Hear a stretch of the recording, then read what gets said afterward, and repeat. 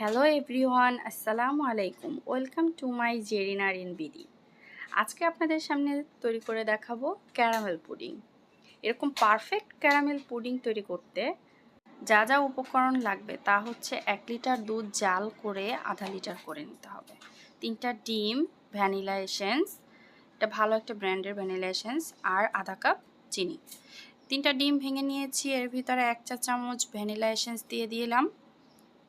তারপরে আধা cup চিনিগুলো mix করে এখন খুব ভালো মতো এটাকে মিক্স করতে হবে, যেন ভিতরে কোনো দলা পেকে না থাকে, আর হচ্ছে একদম মিহি করে নিতে হবে।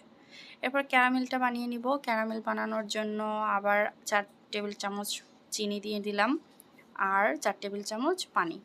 এরকম মেশাতে হবে, মেশাতে মেশাতে একদম কালারটা যখন একদম বাদামি রঙের চলে আসবে তখন চুলা থেকে নামিয়ে ঠান্ডা করে নিতে হবে। এখন ডিমের ভিতরে সবগুলো দুধ মিক্স করে টেস্টেনারে করে ছেঁকে নিতে হবে। ভালো মতো ছেঁকে নিয়ে তারপরে একটা ফ্রাই প্যানের ভিতরে পানি দিয়ে বক্সটা বসিয়ে দিতে হবে।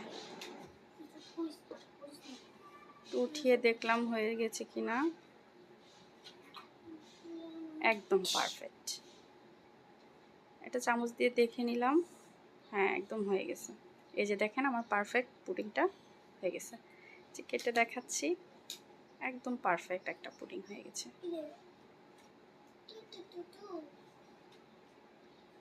আমার বাচ্চারা এগুলো খুব পছন্দ করে, বাচ্চাদের টিফিনেও দিতে পারেন, সকালের নাস্তায়, বিকালের নাস্তায় দিতে পারেন।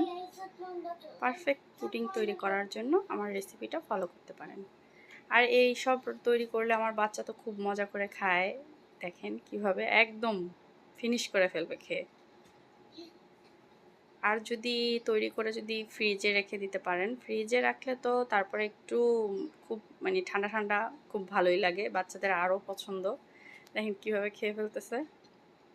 তো যাই হোক, আমার ভিডিওটি যদি ভালো লাগে আমার পেজটি ফলো দিবেন, লাইক করবেন এবং শেয়ার করে দিবেন। Tata, bye bye, see you.